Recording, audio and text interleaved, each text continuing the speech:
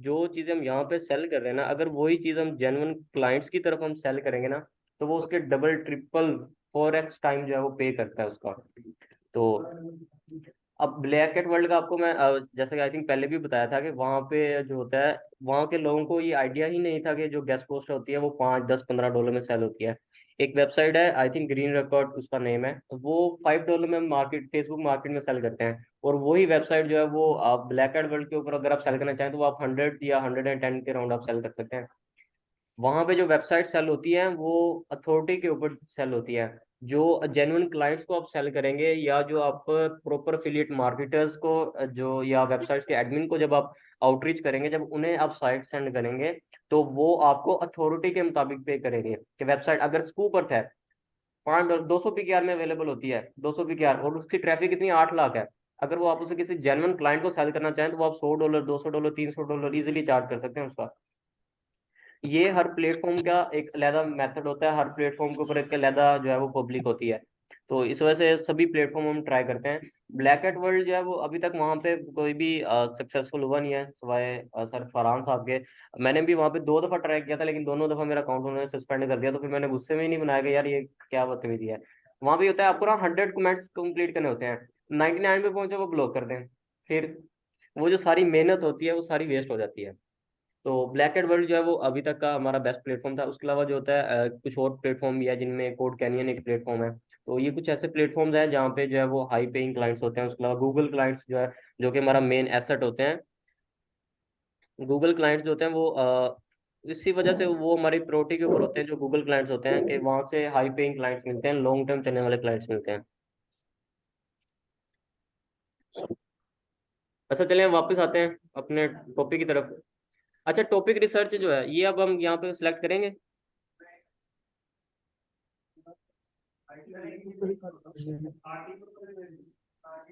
हाँ, आर्टिकल वाले में जहाँ पे हम राइट करके दे रहे हैं वहां पे हम ऐड करेंगे।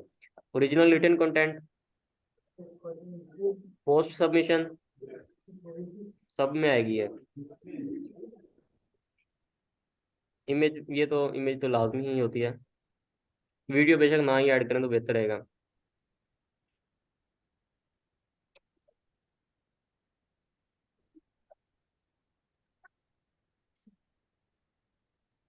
5 10 15 ये इनफ है, इतने चल जाएंगे, कोई इशू वाली बात नहीं है। आपने ही तो कहा था आप चैट जीपीटी से लिख के देंगे, तो पेमेंट का हमें टेंशन ही होती है।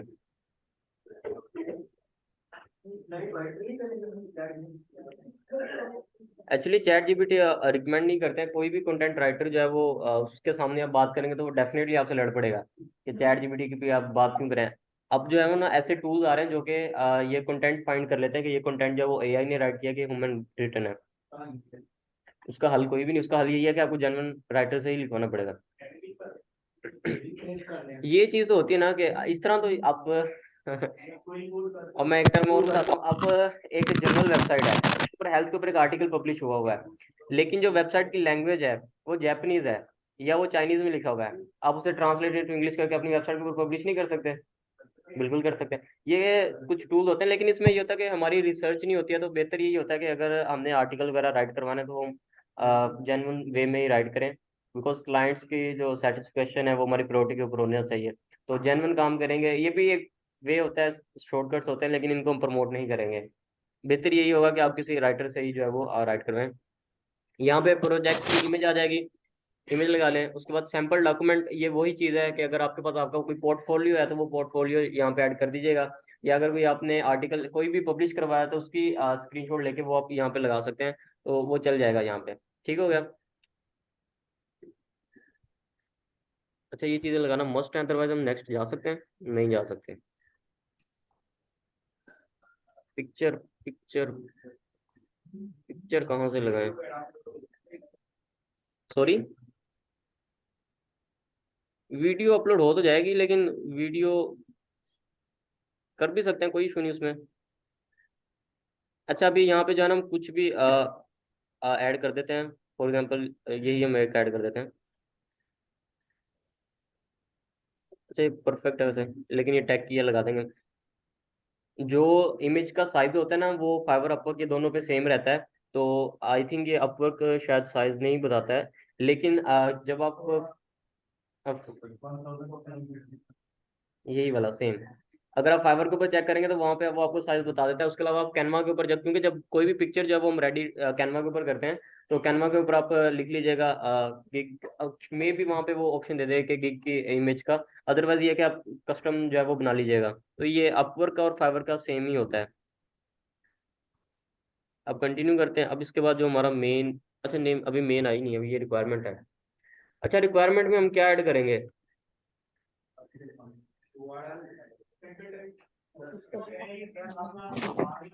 अच्छा एक मिनट, ठीक है ठीक है।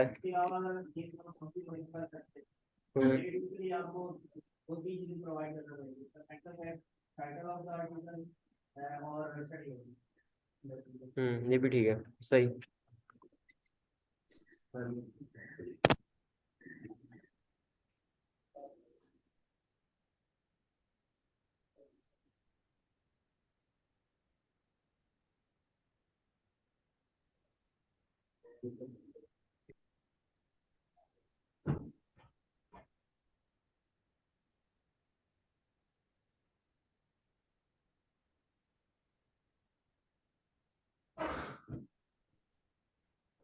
ठीक हो गया, ये तीन चीजें ठीक है, ठीक है। ये मैंडेटरी रिक्वायरमेंट, ये लाजमी क्लिक कर दीजिएगा, बिकॉज इसके बगैर जो है वो हम वर्क नहीं कर सकते हैं। आर्टिकल पब्लिश करना थोड़ा सा, एटलीस्ट वन रिक्वायरमेंट, ऐसा इसको ऐड ऐड कर लें एक दफ़ा। अभी तक का जो सबसे डिफिकल्ट प्लेटफॉर्म है ना, जो मुश्किल है जहाँ पे क्लाइंट्स को ग्रैब करना, वो अपवर्क ही है। लेकिन सबसे ज़्यादा हाई पेइंग क्लाइंट्स भी जो है ना, वो अपवर्क के ऊपर ही हैं। तो अपवर्क को इस वजह से हम मिस नहीं कर सकते हैं। अभी तो ये हम अपना काम कर रहे हैं, अभी जब हम क्लाइंट्स की तरफ जाएंगे तो वहाँ पे देखिएगा कि क्लाइंट ने कितना कितना पे किया हुआ है। ओ, प्रोजेक्ट समरी। अब ये सबसे मुश्किल काम, जो कि मुझे भी सबसे ज़्यादा जो अनोइंग काम है वो यही है कि डिस्क्रिप्शन लिखना। अब जो है वो इसके लिए हम क्या करेंगे? Chat GPT.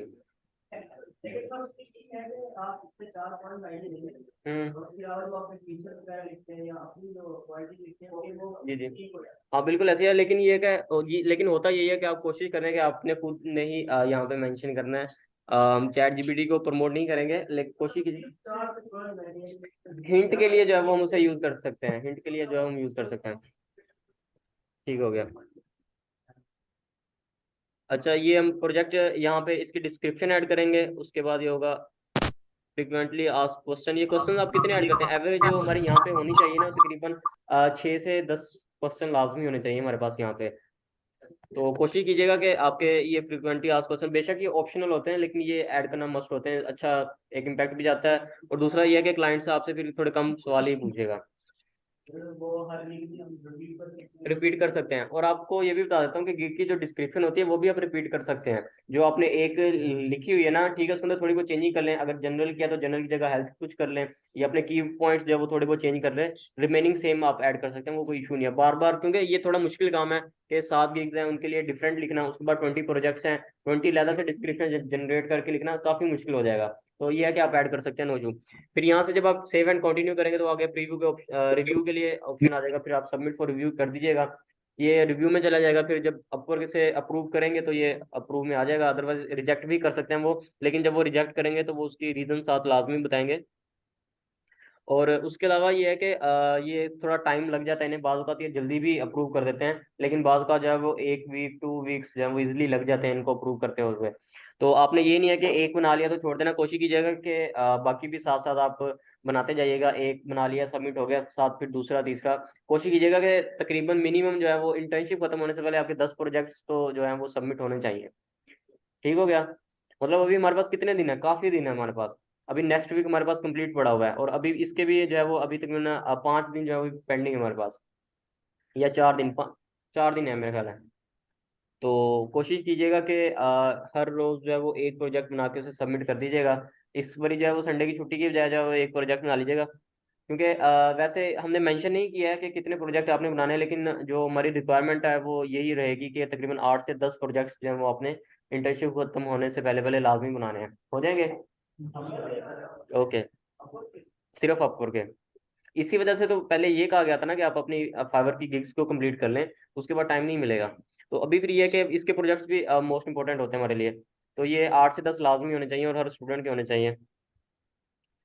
ठीक हो गया। अब हम वापस इसके ये तो वो काम है जो कि हमने अपनी प्रोफाइल के लिए करना है या हमने अपने लिए करना है। अब जो क्लाइंट्स के लिए है, अब वो कि हमने उनको बिड्स करना, प्रपोजल, ईटीसी, ये सारी चीज़ें सेंड करना, उसकी तरफ भी हम आ जाते हैं। अच्छा, इसके अंदर ना एक ये चीज़ होती है, ये जैसा कि आप लोग देख सकते हैं यहाँ पे है अवेलेबिलिटी बैच। ठीक है। अब ये आप टर्न ऑन भी कर सकते हैं, मैंने तो ऑफ किया हुआ है, लेकिन इसे टर्न ऑन रखिएगा। ये आई थिंक वीकली 6 कनेक्ट्स आपसे लेता है। तो ये ऑन रहता है। इसमें फिर ये होता है कि आपका जो साइन होता है वो ऑनलाइन का शो होता है बनस्पत ऑफलाइन के। आप चाहे अपवर्क बंद भी कर देंगे तो वो ऑनलाइन ही शो होगा। वीकली आई थिंक ये 6 कनेक्ट्स लेते हैं। सॉरी, ये आई थिंक ये जब आप अकाउंट बनाएंगे आपको तकरीबन 20 मिल जाएंगे, 25 या 30 इतने। 50 मिलते हैं। सही है। ये मंथ के बाद भी कुछ देते हैं, लेकिन वो इतने वैलिड नहीं होते। वो 5-6 दे देंगे, 10 दे देंगे ज्यादा से ज्यादा। इसमें एक प्रपोजल जब आप सेंड करेंगे, हर प्रपोजल के ऊपर जो है वो आपको 3, 4, 5, 10 सेंड करना पड़ जाएंगे। तो ये होता है। तो ये अवेलेबिलिटी बैच जो है वो लाजमी आप इसे ऑन रखिएगा। मेरी तो खैर है ना। अभी ये होता है, इस प्लेटफॉर्म के ऊपर ना इतना ज़्यादा वर्क किया नहीं है मैंने भी। ये सिर्फ टेस्टिंग के लिए किया था, और इसके ऊपर अभी आई थिंक मैं दिखा देता हूँ वैसे। अब कोई बात नहीं, दिखाना बनता भी है। ये 2 कॉन्ट्रैक्ट अभी चल रहे हैं यहाँ पे। एक ये चल रहा है, ये 17 फरवरी को स्टार्ट हुआ है, और ये 1 दिसंबर को स्टार्ट हुआ है 2022 को। तो ये अभी अभी क्या मार्च आ गया अभी? नहीं, अभी मार्च शुरू हो गया। ये तो काफ़ी लंबा हो गया वैसे। लेकिन कोई बात नहीं, ये कुछ मतलब ये आपके माइलस्टोन ये जब चल रहे होते हैं तो यहाँ पे मैक्सिमम क्लाइंट्स जो है वो आपको माइलस्टोन में पे करते हैं। बाय प्रोजेक्ट जो है वो पे नहीं करते हैं आपको, माइलस्टोन में पे करते हैं। पहले हाफ पे करेंगे, आपसे उतना काम करवा लेंगे, उसके बाद फिर आपको हाफ की पेमेंट कर देंगे, आप वो काम करके। फिर इस तरह होता है यहाँ पे। थोड़ा मुश्किल होता है कि आप जो है वो एक ही दफ़ा में जो है वो पेमेंट लें, बिकॉज इसमें थोड़े लंबे प्रोजेक्ट्स होते हैं। तो अब जैसे अगर मैंने 100 लिंक्स बिल्ड करने हैं, तो मैं उसे कहूँ कि 100 के आप एक दफ़ा ही पेमेंट कर दीजिएगा, वो बेशक कर दीजिएगा। वो 100 लिंक्स हमारे 2 महीनों पे चले जाएंगे, तो क्या करेंगे वहाँ पे? हमें पॉकेट से पे करना पड़ेगा। तो अगर हमारे पास हम नहीं है, फिर कहाँ से पे करेंगे हम? इस वजह से यहाँ पे जो होता है वो माइलस्टोन में ही मैक्सिमम जो हमारे कॉन्ट्रैक्ट्स चलते हैं या जो प्रोजेक्ट हमारे चलते हैं वो कॉन्ट्रैक्ट के ऊपर चलते हैं, माइलस्टोन में चलते हैं। अब यहाँ पे आप जॉब सर्च भी कर सकते हैं। अदरवाइज ये होता है कि जब आप अकाउंट बनाते हैं तो वहाँ पे आप अपनी बताते हैं एक्सपर्टीज, तो वहाँ पे जो आप बताते हैं उसके रिलेटेड यहाँ पे लाजमी आता है। अच्छा, ये मैं भूल गया, एक ये क्वेश्चन था कि सर ब्लैक एंड वर्ल्ड पर भी एक सेशन करवा दें। एक्चुअली काम थोड़ा फिर ज्यादा हो जाएगा, अभी जो है वो उस तरफ हम नहीं जाएंगे। ब्लैक एंड वर्ल्ड पर चले, ब्लैक एंड वर्ल्ड डिवाइस कर उस ब्लैक एंड वर्ल्ड के लिए चले, मैं फ्रांस साहब से कहूँगा, फ्रांस साहब जो है वो लेक्चर करवा देंगे उसके ऊपर। क्योंकि अगर मैंने करवाया ना, मुझे अकाउंट बनाना पड़ेगा एक उसके ऊपर, तो वो मैं बना नहीं सकता अभी, क्योंकि मेरे पहले 2 बहन हुए हैं। अच्छा, चलें अब आते हैं नेक्स्ट। हमारा जो काम होता है इसके ऊपर बिड्स करना, प्रपोजल, ईटीसी, ये चीज़ें सबमिट करवाना। अब जो हमारे पास डेली बेसिस पे हमारे सामने जॉब्स आएंगी, जो क्लाइंट्स होंगे हमारे या जो बायर्स ने अपनी रिक्वेस्ट सेंड की होगी कि हमें ये वर्क करवाना है, तो वो हम रीड करेंगे। उसके बाद जो हम वहाँ पे प्रपोजल सेंड करेंगे या बिड करेंगे कि हम ये काम कर सकते हैं, ईटीसी, ये सारी चीज़ें। अब जैसे ये फर्स्ट पर्सन आया मेरे सामने, इसको चाहिए होम लिंक्स चाहिए, नो लिंक फॉर्म्स और जनरल साइट्स। अब पहले इसे पढ़ लेते हैं। अब ये $10K। अच्छा, ये ना इस प्लेटफॉर्म का ये भी बेनिफिट है कि ये बता देते होते हैं कि ये क्लाइंट वेरीफाइड है, तो उसने कितने पेमेंट जो है यहाँ पे खर्च कर चुका है। तो जैसे ये इसराइल का क्लाइंट है और ये जो है $10K यहाँ पे ऑलरेडी स्पेंड कर चुका है, 5 स्टार इसकी रेटिंग है, पेमेंट मेथड भी इसका वेरीफाइड है। अब कभी भी आपने प्रपोजल आप वैसे सेंड कर सकते हैं, लेकिन जो हमारा मेन फोकस होता है ना, यहाँ पे अगर देखें प्रपोजल 10 to 15 लिखा हुआ है, मतलब 10 से 15 लोगों ने ऑलरेडी जो है वो इसको सेंड किया हुआ है, प्रपोजल सेंड किया हुआ है। तो हमारी कोशिश ये रहेगी कि यहाँ पे less than 5 हो, तो उसे हम जो है वो सेंड करेंगे प्रपोजल अपना। उसका पेमेंट मेथड जो है वो वेरीफाई लाजमी होना चाहिए। ठीक है, 2 चीज़ें हम थोड़ा चेक करते हैं कि पेमेंट मेथड उसका वेरीफाई हो और उसके प्रपोजल less than 5 होने चाहिए। लेकिन इनको भी आप कर सकते हैं। इसमें फिर ये होगा कि आपको थोड़ा एक्स्ट्रा कनेक्ट्स अपने सेंड करने पड़ेंगे अपनी बिड को टॉप पर लाने के लिए। ठीक है, पहले एक दफ़ा आप रीड कर ले, पहले हम एक दफ़ा रीड कर लेते हैं, उसके बाद फिर हम प्रपोजल की तरफ जाएंगे अंदर। Looking for quality links for in the e commerce niche. E commerce निश के ऊपर इस पर्सन को चाहिए। ये बहुत ही मुश्किल नाम है। ये कौन सा कंट्री है? एस्टोनिया। एस्टोनिया।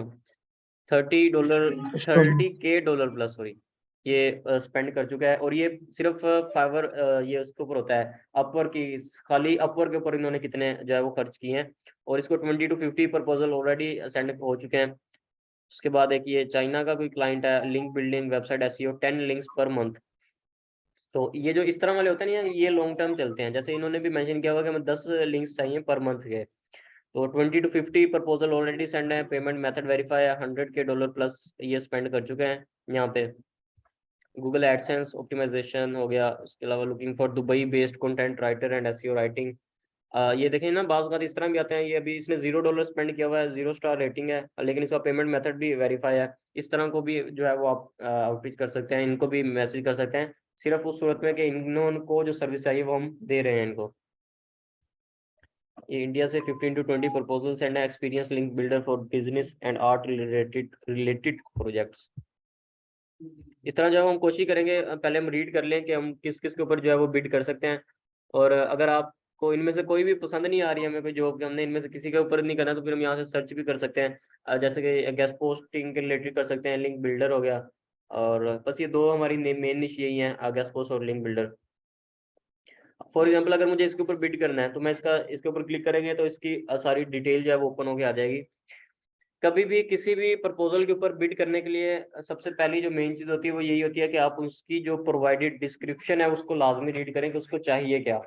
तो पहले आप देखेंगे उसको क्या चाहिए, उसकी रिक्वायरमेंट के मुताबिक आपके पास डाटा है, उसकी रिक्वायरमेंट के मुताबिक आप उसका काम करके दे सकते हैं, तभी आपने बिड करनी है। अदरवाइज बिड ना कीजिएगा, बिकॉज यहाँ पे कनेक्ट्स जो होते हैं ना वो वेस्ट होते हैं। और अगर एक दफ़ा कनेक्ट्स खत्म हो जाए ना, तो फिर हमें यहाँ से बाय करने पड़ते हैं, वो फ्री में और नहीं देते हैं हमें। वो अब अपवर्क से पूछना पड़ेगा, वो अभी देख लेते हैं, वो भी एक्सपीरियंस कर लेते हैं वो भी। और इसमें ये भी होता है कि आप अगर बिड करते हैं और उनका कोई रिप्लाई आपको आ जाता है, तो वो जो आपके कनेक्ट्स आपने लगाए होंगे उसके ऊपर, वो भी आपको वापस मिल जाएंगे। तो ये भी इसका एक बेनिफिट होता है। तो इस वजह से हमारी मेन कोशिश जो होगी वो यही होगी कि रिप्लाई साथ में लाजमी आए, क्योंकि वो रिप्लाई करेंगे तो हमारे कनेक्ट्स जो है वो वापस आ जाएंगे। अब इनके अंदर ना एक ये टर्म भी यूज हो रही है कि जो ये होते हैं ना क्लाइंट्स, अब ये अपने किसी भी ये इस पैराग्राफ में ना ये कहीं पे भी मेंशन कर देंगे कि ये हमारा कोड है। जैसे अगर ये पर्सन है, ये मेंशन कर देंगे हमारा कोड है 123। ये इस लाइन में यहाँ पे इन्होंने मेंशन कर देना है कि जब भी आप हमें प्रपोजल सेंड करेंगे, तो आपने उसकी पहली लाइन के अंदर ये कोड लाजमी यूज करना है 123। ठीक है। तो फिर जब आप इसे प्रपोजल सेंड करेंगे, तो आपने पहली लाइन के ऊपर वो जो उसने कोड बताया होगा वो हम यहाँ पे मेंशन कर देंगे। बिकॉज उसकी रीजन ही यही है कि अगर हमने इनका प्रॉपर पढ़ा है, डीपली पढ़ा है, और हमें समझ आई है कि हम ये काम कर सकते हैं, तभी अगर हम बिड कर रहे हैं, तो इसका मतलब है हमने वो कोड पढ़ लिया होगा। तो जब हम प्रपोजल सेंड करेंगे, हम ऊपर कोड मेंशन कर देंगे। कोड मेंशन नहीं किया है, तो वो क्लाइंट को ये फील होगा कि इसने मेरा रीड नहीं किया, ये सिर्फ डायरेक्ट टेम्पलेट कॉपी पेस्ट करने के लिए आया है और इसने मुझे ऐसे आउटरीच किया, तो वो रीड ही नहीं करते हैं वो। तो इस वजह से ये होता है, ये टैक्टिक वो यूज करते हैं कि वो एक कोड जो है वो किसी भी कहीं पे भी किसी भी पैराग्राफ में बेशक आखिरी लाइन में वो ऐड कर देंगे कि आप जब हमें प्रपोजल सेंड करेंगे तो ये कोड आपने साथ लाजमी मेंशन करना है। और जब इस तरह की सिचुएशन हो, तो आपने वो फिर पहली लाइन में वो कोड मेंशन करना है, उसके बाद फिर आपने बाकी जो है वो अपना स्ट्रक्चर उसे बयान करना है या अपना सर्विस उसे सेल करनी है। और वो, और ये एक तरीके से सही भी है। अगर वो इस तरह से कर रहे हैं, तो ये एक सही भी है कि जो आप उसे आउटरीच कर रहे हैं, तो आपने उसकी सर्विस एक दफ़ा रीड की भी है कि नहीं की है। अब इसको रीड कर लेते हैं कि ये क्या चाह रहे हैं। इनका टाइटल क्या था? Need home links, no home links. ये हेलो रोय हेयर। बस अच्छा, अब इसमें ये कुछ चीज़ें हैं जो कि साथ साथ आप लाजमी नोट कीजिएगा। बाज़ ऐसे क्लाइंट्स होते हैं जिन्होंने अपना नाम भी नहीं बताया होता है, और आप जब उन्हें फिर आउटरीच करें, तो फिर आपके ऊपर लाजमी होता है कि आपने उनका नाम लाजमी मेंशन करना है, बिकॉज ये एक अच्छा इंपैक्ट डालता है क्लाइंट के ऊपर। तो अब ये है कि अगर इसने यहाँ पे अपने प्रपोजल में अपना नाम नहीं बताया है, तो अगर उसको रिव्यूज़ मिले हुए हैं, तो आप उसके रिव्यूज़ चेक कर सकते हैं। रिव्यूज़ में किसी ना किसी सेलर ने उसका नाम लिया होगा, तो वो नाम आप वहाँ से कॉपी पेस्ट कर सकते हैं, तो आपको आइडिया हो जाएगा कि इस पर्सन का नाम क्या है। और अगर वहाँ पे भी मेंशन नहीं है, फिर बेशक आप छोड़ दें, कोई इशू वाली बात नहीं, नाम भी मेंशन करें तो चल जाएगा। अब यहाँ पे देख लेते हैं, जैसे इन्होंने एक रिव्यू दिया है, Roy was easy to work and communicated well. तो अगर रोय ने ऊपर नाम बताया होता अपना नाम, तो हमें यहाँ से पता चल जाना था ये जो क्लाइंट है इसका नाम क्या है, रोय नाम है इसका। ठीक हो गया। तो इस तरह जो है वो क्लाइंट्स का नाम मेंशन करना जो है वो अच्छा होता है, क्लाइंट्स को भी अच्छा लगता है कि वो मेरे नाम से जो है वो अब पुकार रहे हैं हमें, तो वो ये चीज़ होती है। I'm tired to waste time, so please, if you have sites that are zero traffic and PPN garbage, do not bother. We need real sites. Do not waste my time. Many of you are reapplying to my job post. Do not reapply if I didn't contact you. अच्छा, ये बंदा पहले ही तंग आया हुआ है सारे। नहीं, उसकी जिंदगी अच्छी होगी, वो प्रपोजल से तंग आया हुआ है। I am looking for someone who has lot of real estate and home backlinks. अच्छा, इसे रियल एस्टेट की साइट्स चाहिए और होम की साइट्स चाहिए। Again, I do not want someone to prospect for me. I want someone who has access to many sites already. Our sites have built a lot of links, so please understand that if you have a small list that is in shares to that, so this is not good fit. We don't mind paying for links as long as links are good. We will pay the invoice and you will get $15 to $30 per। अब ये चीज आप एक दफा read करें, ये वो line वो क्या कह रहा है। We do not mind paying for links as long as the links are good. We will pay the invoice and you will get $15 to $30 per link। इसका क्या मतलब है? नहीं, बजट नहीं बता रहा, उसने बजट की बात नहीं की है, बजट नहीं है यहाँ पे।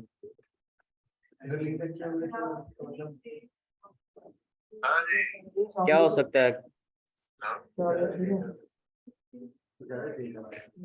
ये तो हो गया ना, वो ज्यादा पे कर सकता है, इससे आगे भी तो बढ़े। आप लोग बताएं, आप लोग ट्राई तो करें।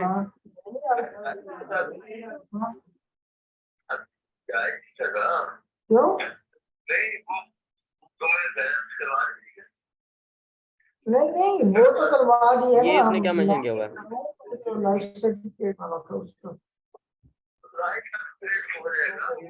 एक मिनट, किसी को नहीं पता चल रहा है वो क्या कह रहा है यहाँ पे? नहीं, गलत। नहीं, क्या कह रहे हैं? नहीं। अच्छा, ये जो ऑनलाइन स्टूडेंट्स हैं, इन्हें समझ में आया है कुछ कि वो क्या कहना चाह रहा है? कि ये we do not mind paying for links as long as the links are good. We will pay the invoice and you will get $15 to $30 per link।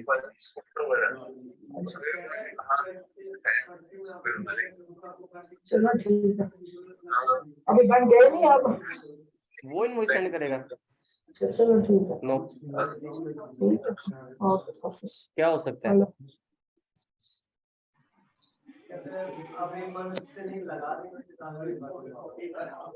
अच्छा अच्छा, बस ठीक हो गया, ओके फाइन, इसे खत्म करते हैं बात को। ये यहाँ पे जो होते हैं ना क्लाइंट्स, यहाँ पे मैक्सिमम आपको हायर करते हैं। हायर किस लिए करते हैं कि आवरली रेट यहाँ पे जो मेंशन किया गया है, वो इसलिए मेंशन किया गया कि एक पर्सन उसको हम हायर करते हैं तो वो कितना काम करेगा, ठीक हो गया। अब यहाँ पे उसने आपको हायर कर लिया है, यहाँ पे उसने आपको जॉब की ऑफर करेगा कि आप हमारे पास काम करो, आप हमें जो है वो हमारे लिए साइट्स को आउटरीच करो। आप उसको साइट्स आउटरीच करके देते हैं। अब इसको होम की साइट चाहिए, मैं इसे एक साइट आउटरीच की करूंगा, ठीक है, उसकी प्राइस है $100। मैं कोशिश करूंगा कि 50 में उसके साथ डील कर लूँ, 50 में मेरी डील होगी, इसको मैं बताऊंगा कि ये वेबसाइट है, 50 में मेरी इसके साथ डील होगी। ये आर्टिकल भेजेगा कि इसके ऊपर पब्लिश करवाओ, हम पब्लिश करवा देंगे। वो जो फिर वेंडर हमें इनवॉइस सेंड करेगा $50 की, वो same as it is invoice copy करके हम इसे सेंड कर देंगे कि ये इनवॉइस आप पे कर दो। वो इनवॉइस ये क्लाइंट जो है वेंडर को खुद पे करेगा, बिकॉज इसको पता है कि ये वेबसाइट हमारी नहीं होंगी, हम आगे एडमिन से डील करेंगे। ये एडमिन को खुद पे करेगा, एडमिन को पे कर दिया, उसके बाद जो लिंक है हम फिर वो अथॉरिटी के ऊपर डिपेंड करेगा। अगर तो वो अच्छी अथॉरिटी वाली साइट्स होगी तो वो हो सकता है कि मैं $30 एक्स्ट्रा पे कर दे कि ये जो आपने लिंक लगवा के दिया है इसके $30 मैं आपको एक्स्ट्रा पे करता हूँ, ठीक है। इसमें ये चीज होती है, आउटरीचिंग के लिए ये आपको हायर कर लेते हैं अपने पास, आप इनके लिए आउटरीचिंग करते हैं, साइट्स का आउटरीच कर लेते हैं, ठीक है। जो भी डाटा आपके पास आता है वो लिस्ट इनके साथ शेयर कर दें कि ये वेबसाइट है, इसकी एक्चुअल डील इतने में है, ये उसके ऊपर लिंक लगवाएंगे। वेंडर जो इनवॉइस भेजेगा वो इनवॉइस आप इसको फॉरवर्ड करेंगे, ये खुद वेंडर को पे करेंगे। वेंडर को पे कर दिया, उसके बाद आपको फिर उसका कमीशन जो है वो या आपकी सर्विस का जो है आपको $15 या $30 अलग से पे कर देंगे। ये चाहते हैं कि हमें एक्चुअल प्राइस में साइट्स आप लोग दो, ठीक है, एक्चुअल जिसमें आपकी डील हुई है, हम वो पे खुद करेंगे और आपको जो है वो हर लिंक का $15 से $30, वो डिपेंड ऑन साइट्स अथॉरिटी, वो हम आपको पे करेंगे। इसमें ये चीज होती है।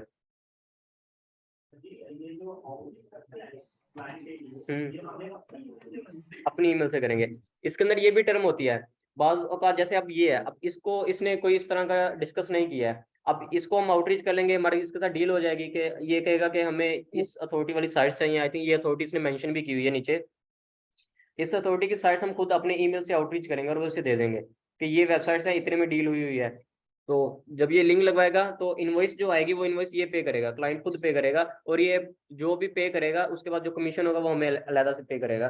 ये एक ट्रस्ट के लिए भी होता है कि बिकॉज बाज़ का ऐसा होता है कि एक एक लिंक से आप 100-100 डॉलर भी बचा जाते हैं, ऐसा भी होता है। तो इस वजह से जो होता है वो इनकी यही कोशिश होती है कि इनवॉइस हम खुद पे करें, और जो भी जो होगा बचेगा हम आपको लहदा से पे कर देंगे, $15 $20 साइट की अथॉरिटी के ऊपर। अब ये इनके ऊपर है कि कितने लिंक्स लगाते हैं, हो सकता है ये आपसे मंथली बेसिस पे 20 आर्टिकल लगवाए, और 20 आर्टिकल की पेमेंट ये खुद पे करेंगे, आपको हर आर्टिकल लगवाने के ऊपर $15 $20 $30 लहदा से पे करेंगे।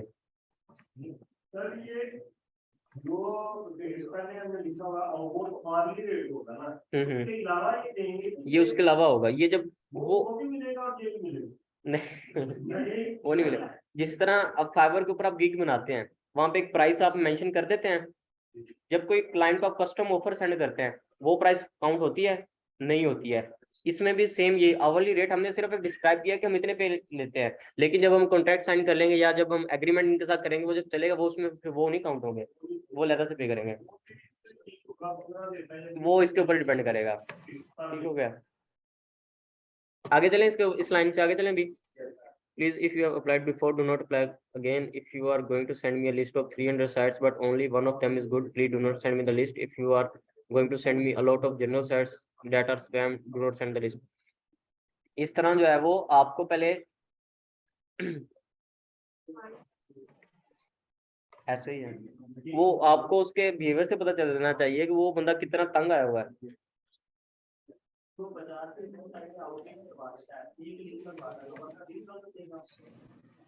साइट्स का डाटा तो आ जाएगा ना आपके पास, इस वो जो साइट्स होंगी वो इसके लिए बेशक ये बाद में लिंक्स नहीं लगवाएगा, लेकिन ये अपवर्क के ऊपर जेन्युइन क्लाइंट्स होते हैं, ये लगवा लेते होते हैं।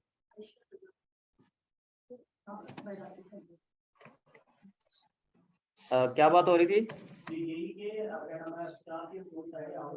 हाँ ये भी होता है, यहाँ पे जो होते हैं ना जेन्युइन क्लाइंट्स होते हैं और ये लगवा लेते हैं। बिल फर्ज हो गया कि उसने एक दफा लिंक लगवाया, उसने बाद में लिंक नहीं लगवाए, तो डाटा तो आपके पास सेव रहेगा ना, आपने अपनी ईमेल से आउटरीच किया होगा। और इसमें एक चीज ये भी है कि अक्सर जो आउटरीचिंग होती है, जो डाटा बैंक इंक्रीज करवाता है वो आपका क्लाइंट ही आपसे इंक्रीज करवाता है। जब वो प्रेशर डालता है कि मुझे ये वाली साइट चाहिए और फिर हम आउटरीच करते हैं, हमारा डाटा बैंक इंक्रीज होता है। असली जो आउटरीचिंग हमें जो सिखाता है या जो डाटा हमारा इंक्रीज करवाता है वो हमारा क्लाइंट ही करवाता है।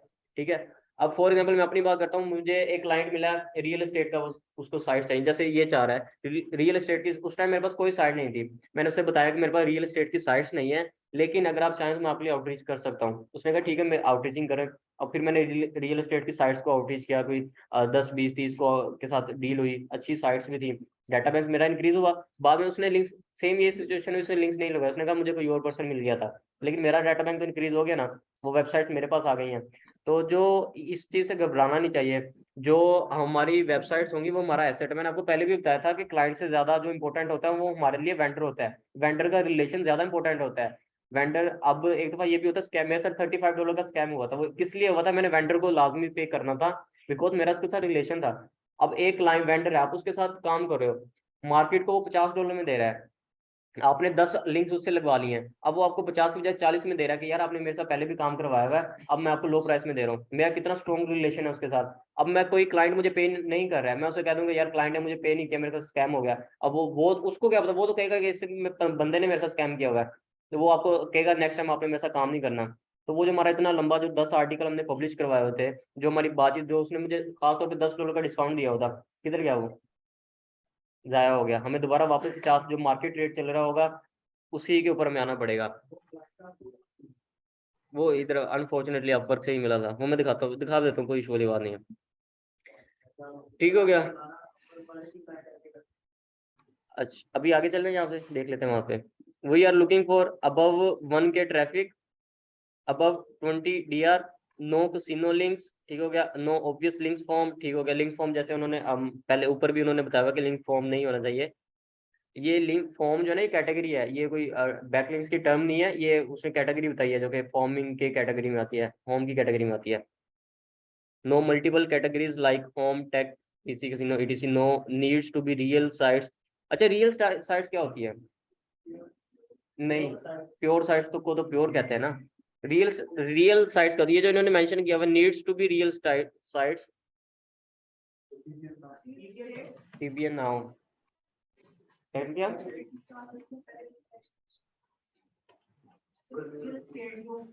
वो भी एक टर्म होती है, वो प्योर निश में हम काउंट कर सकते हैं।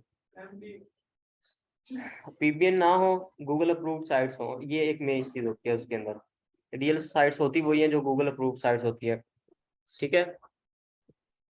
अच्छा, वैसे टाइम कम रह गया, ये वाला सवाल बाद में पूछ लेंगे आप लोगों से कि गूगल अप्रूव्ड साइट्स कौन सी होती हैं। I know that this can be a little insulting for some of you, but it filters out a lot of people. But please, ये देखा उसने क्या मेंशन किया, please put Apple at the top of the reply, thanks. अब हमारा यहाँ पे code क्या बना है, एप्पल। इस वजह से जो है वो आपको, अब आप पहली लाइन में एप्पल नहीं मेंशन करेंगे, आपने सारा रीड नहीं किया, आपने ये अथॉरिटी चेक कर लिया, हमने चेक कर लिया कि यार ठीक है इसे मैं कर सकता हूँ, कोड तो हमारा नीचे था, वो कोड हमने मेंशन ही, बेशक जितना मर्जी अच्छा हम उसे प्रपोजल सेंड कर लेंगे, बेशक जितना मर्जी अच्छा डाटा बैंक हमने उसे सेंड कर दिया है, जो हमारा हमने उसका पढ़ा ही नहीं है कंप्लीट, उसने जो कोड बताया था वो कोड मेंशन ही नहीं किया हमने, वो रिप्लाई करेगा हमें? नहीं करेगा। कभी भी कहीं पर भी क्लाइंट्स को आउटरीच करने से पहले एक दफा छोटी सी रिसर्च लाजमी जरूरी होती है, उसकी रिक्वायरमेंट पढ़ना लाजमी होता है कि वो चाह क्या रहा है। अगर वो हम वर्क कर सकते हैं तो फिर हम उसे आउटरीच करें, अदरवाइज ना करें। उसका तो टाइम वेस्ट होगा होगा, हमारा टाइम भी वेस्ट होगा, और हमारा टाइम ज्यादा जरूरी है क्योंकि वो हमारे लिए है, हमने अपने लिए टाइम दिया है उसको। तो इस वजह से जो है वो अब इसे जब हम प्रपोजल सेंड करेंगे तो हम ये वर्ड जो है वो लाजमी यूज करेंगे। अब जैसे इसका इसने फिक्स्ड बजट अपना बताया हुआ है $5,000, ठीक हो गया। अब आई थिंक आपको याद हो, या अगर आप में से किसी ने कॉम बनाया तो ये आपसे पूछते हैं कि आप जब अपनी एक्सपर्टीज मेंशन करते हैं तो वहाँ पे पूछते हैं कि आप बिगनर हैं, इंटरमीडिएट हैं या एक्सपर्ट हैं। तो वहाँ पे जो हम इंटरमीडिएट को ही सिलेक्ट करते हैं, बिगनर को और एक्सपर्ट दोनों को अवॉइड करते हैं। तो इसने भी यही बताया हुआ है कि इंटरमीडिएट, अगर कोई ऐसा पर्सन जो कि इंटरमीडिएट भी हो, एक्सपर्ट ना भी हो, तो वो तब भी चलेगा। Project type ongoing project, ongoing project क्या होता है भला? किधर? इसका मतलब ये होता है लॉन्ग टर्म बिजनेस, ये चाह रहा होता है, ठीक हो गया। जैसे हम चलिए ठीक है, वो बाद में बात कर लेते हैं। अब इसने ये भी एक क्वेश्चन, इसने क्वेश्चन भी ऐड किया हुआ है, you will be asked to answer the following question when submitting a proposal that have zero traffic, are not related to real estate or a general fund, you are wasting both of our time। ठीक है, ये question भी आप इसने add किया हुआ है। तो ये कुछ चीजें हैं जो कि आपको याद करना लाजमी देखना पड़ती हैं, ठीक हो गया। अब ये 10 से 15 लोगों ने इसके प्रपोजल सेंड किया हुआ है, उसने किसी भी बंदे का जो है वो, किसी भी बंदे का इंटरव्यू उसने लिया नहीं, मतलब उसे रीड ही नहीं किया होगा। अब हमने ये पढ़ ली, हमने डिस्क्रिप्शन इसकी सारी रीड कर ली एक दफा, ठीक हो गया। अच्छा, ये भी एक चीज हम अबाउट क्लाइंट के बारे में रीड कर सकते हैं। तो कि 142 जॉब्स इसने पोस्ट की थी, जिस तरह इसकी ये वाली जॉब हमारे सामने आई थी, इसने इसी तरह 141 और पोस्ट की होंगी। 34% इसका हायर रेट है, ठीक है। 18 ओपन जॉब्स थी इसकी, $10K स्पेंड कर चुका है। 55 इसने हायर किए थे, 26 अभी भी इसके साथ चल रहे हैं, ठीक है। और इसका जो पर आवर का एवरेज जो ये पे करता है वो $23 पे करता है। हम लोग $5 एज अ सेलर, हमने $5 लगाया था, लेकिन वो एज अ बायर अगर आप उसे अच्छी सर्विस देते हैं तो वो $23 पर आवर का भी वो आपको पे कर सकता है। ये एवरेज बता रहे हैं, मतलब कि एवरेज से मुराद ये होता है कि ये अब ये हो सकता है इसने किसी को 30 भी पे किया होगा, किसी को 40 भी पे किया होगा। अगर किसी ने काम अच्छा नहीं किया होगा तो इसने इसको 5 भी हो सकता है कि जो 5 दिया हो, तो ये चीज़ होती है। तो मतलब ये क्लाइंट काफ़ी अच्छा क्लाइंट है, और यहाँ से आपको मैक्सिमम क्लाइंट जितने भी आप ढूंढेंगे वो आपको अच्छे क्लाइंट्स ही मिलेंगे। उसके बाद फिर ये होगा कि हम अप्लाई ना हो के ऊपर आ जाएंगे। अब जो टाइम आता है अप्लाई करने का, इसके ऊपर बिड करने का, वो मेन चीज़ आती है यहाँ पे। काम अच्छा ना करें तो हर प्रपोजल को सेंड करने के ऊपर कनेक्ट लगते हैं। इस प्रपोजल को सेंड करने के लिए हमें 6 कनेक्ट्स जो हैं वो हमारे लगेंगे यहाँ पे, ठीक हो गया। अब हम मेरे पास 62 नहीं, मेरे पास 68 हैं, तो ये सबमिट करने के बाद मेरे पास 62 बचेंगे, ठीक हो गया। अब ये प्रोजेक्ट की उन्होंने मेंशन भी किया हुआ है लेंथ 1 to 3 मंथ्स, मतलब ये काफ़ी लॉन्ग टर्म बिजनेस ये चाह रहा है बंदा। अब ये टर्म्स ये अब आपके हाथ में है कि आप बाय माइलस्टोन आप इसे लेना चाहते हैं या बाय प्रोजेक्ट लेना चाहते हैं। तो अगर इतना लेंथी प्रोजेक्ट है तो बेहतर यही है कि आप माइलस्टोन ही सिलेक्ट कीजिएगा। कभी भी आप कहीं पर भी बिड कर रहे हैं और आपको लॉन्ग टर्म का बिजनेस या लॉन्ग टर्म वर्क करने की ऑफर होती है, तो वो आप माइलस्टोन वहाँ पे बेहतर रहेगा। बिकॉज अगर जैसे उसने बताया कि मेरा बजट $5000 है, वो आपसे लिंक लगवाते हैं, बेशक आपको पे कर रहा है वो, ठीक है, और उसने तो पे करना है प्रोजेक्ट खत्म होने के बाद, तो $5000 हम कहाँ से पे करेंगे वेंडर्स को जो हमने पे करना है। ये यहाँ पे इस केस सिनेरियो में ये है कि ये खुद वेंडर्स को पे करेगा। लेकिन मैं एक जनरल बात कर रहा हूँ कि अगर ये $5000 का हमारा प्रोजेक्ट हो और ये कहे कि मैं प्रोजेक्ट, आपने ये सेलेक्ट कर लिया कि हम प्रोजेक्ट बाय प्रोजेक्ट खत्म होगा फिर लेंगे, बाकी आपको प्रॉफिट से पे करना पड़ेंगे। तो बेहतर यही होता है कि अगर लॉन्ग टर्म बिजनेस है करना है आपने, तो उसके लिए माइलस्टोन जो है वो बेस्ट रहता है। डिस्क्रिप्शन आप क्या हम यहाँ पे ऐड कर सकते हैं कि हम जो है वो आपके इतने लिंक्स बिल्ड करेंगे, I will build 2 links, then मैं 2 की पेमेंट लूंगा, उसके बाद फिर हम बाकी लिंक्स बिल्ड करेंगे उसकी पेमेंट लेंगे, ठीक है। और उसकी हम अमाउंट यहाँ पे मेंशन करेंगे कि हम कितने लिंक्स ले सकते हैं। या अब आपको मैं मजे की चीज बताता हूँ, ये फॉर्मेलिटी के लिए होता है, आपको पता है, ये फॉर्मेलिटी के लिए होता है। जिस तरह अब फाइवर के ऊपर आप गिग बना लेते हैं, अब क्लाइंट ने कोई हाई पेइंग साइट चूज कर लिया जिसका प्राइस हाई है, तो आप उसे कस्टम ऑफर सेंड कर देते हैं, ये भी एक फॉर्मेलिटी के लिए होता है। यहाँ पे क्लाइंट ने जब आपसे काम करवाना होगा, वो आपको प्रोजेक्ट खुद प्रपोजल सेंड करेगा कि ये इसे आप एक्सेप्ट करें, आपका प्रपोजल स्टार्ट हो जाएगा।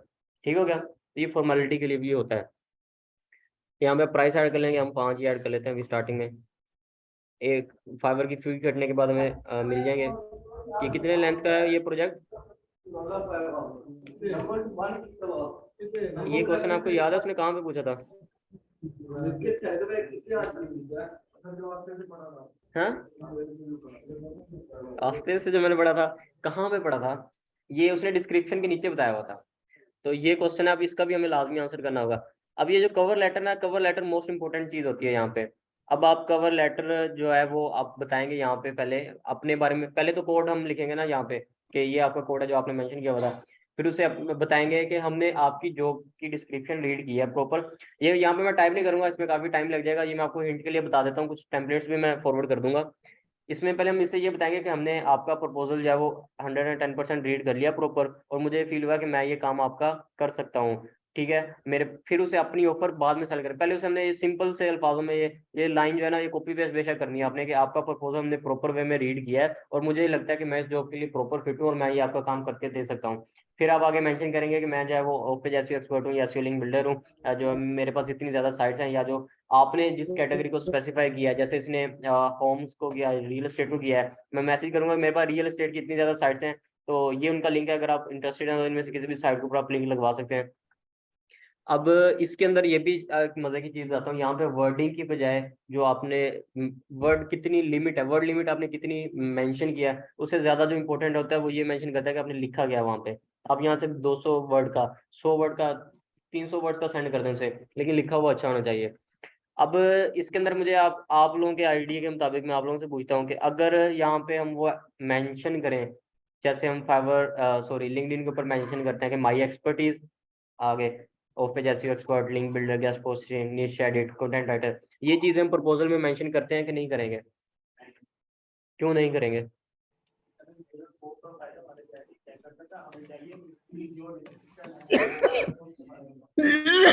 और कुछ? बिल्कुल ठीक हो गया, और कुछ?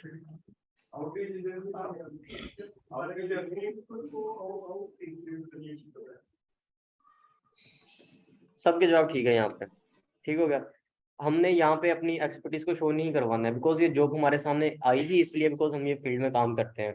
यहाँ पे अपनी एक्सपर्टीज ऐड करने की जरूरत होती नहीं है, ठीक है। यहाँ पे कवर लेटर में हमने ऐड करना है, कवर लेटर हम यहाँ पे ऐड करेंगे, इसके टेम्पलेट्स भी मैं कुछ ग्रुप में शेयर कर दूंगा। उसके अलावा ये अटैचमेंट, यहाँ पे अटैचमेंट में हम क्या अटैच करेंगे? यहाँ पे पोर्टफोलियो ऐड कर देंगे, अपने प्रीवियस लिंक्स अगर हमारे पास हैं तो ऐड करेंगे, अदरवाइज नो इशू छोड़ देंगे। अब ये देखें, वो ये कह रहे हैं कि